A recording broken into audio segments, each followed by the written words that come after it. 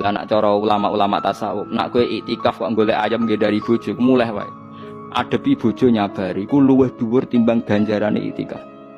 Wong diamuk bojo gak tersinggung, gak ngamuk ngempet. Iku Allah ridho pol.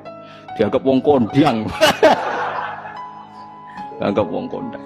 Mergo iso wal kadhiminal ghaidha wal afina anin nas. Kula nu juwareng, mlen bojo kula nak ngamuk kula nganti kepengin tak wales, mergo jarang kula wales. Nek diamuk kula tenang.